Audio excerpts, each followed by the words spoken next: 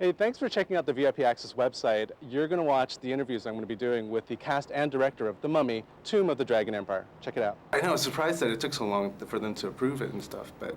Well, I know it's a process. It's a collaboration on a grand scale as we've never seen before. This is the largest, I'm told, picture, let alone Western picture, to shoot on Chinese soil. So, and the quality of filmmaking that has existed for over 100 years there supports what Hollywood demands, and to reach across and shake hands and do this collaboratively, especially in this very important year, this important time, given it's the Olympics. And this is no small feat. This is a huge picture in terms of the design, the quality, the expectations that are raised for it. We had our work cut out for us, let me tell you, my friend, because as you know, 7 years ago when we made the last picture, they were popular. And I know that because for the last 7 years, I've been waiting by the phone to get the call. Can I play Rick O'Connell again?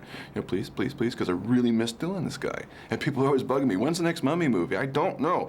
And to get the chance to go and do it now was thrilling, because we've taken let's say the premise of the movie and moved the O'Connells to China, which is another archaeologically rich nation, home of the terracotta warriors of Xi'an, and then to create a backstory that allows for us to bring in Jet Li, who in so many ways in cinema has almost a symbolic deity-like following, and have him play an emperor of China.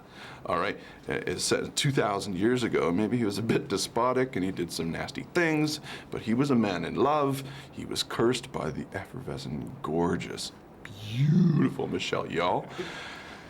And he's cursed for eternity, and he goes into sort of a time capsule, as we have done in the Mummy movies, and then in the 20th century they collide, and mayhem, adventure, and excitement, fantastic special effects, the Himalayas. We've got Yeti, folks, Yeti.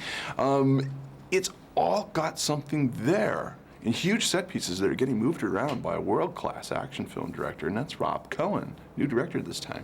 So it's got a lot of fresh energy to it, and I should mention that just really quickly.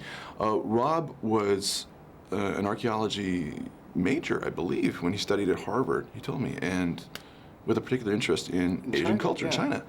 So for him, this is a passion piece to do what he does as well as he's able to do it fearlessly, and incorporate what he cares so much about personally, and structure a story that allows for the audience to never lose sight of the fact that it's a story about a family and keeping them together, keeping them reunited. Because since we've seen them last, Rick and Evie have become a little bit sedentary, maybe bored with their life, and their son Alex, who's aged up to 20 right now, is off in the field making remarkable discoveries himself, but he really doesn't know what he's doing. So we've got that old bull, young bull clash, that tension between father and son. It takes mom to step in, throw a bucket of cold water on both of them, say, you, that corner, you, that corner.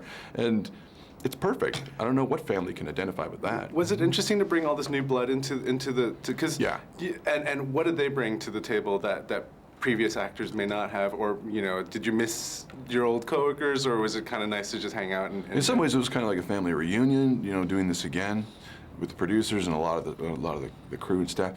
But to have cast new actors and also have ones from the previous two pictures, it makes for an interesting film, because this picture stands up on its own two legs. It's not compulsory that you see the first two to appreciate, if you choose to or not, The Mummy, Tomb of the Dragon Emperor, because it's just an all-around darn good movie, I think, at least. But what does that do? It says that this is a new day. Let's just enjoy ourselves at the movies. It's definitely fun to watch. Thank you very much. Pleasure. Nice talking to you. Cheers.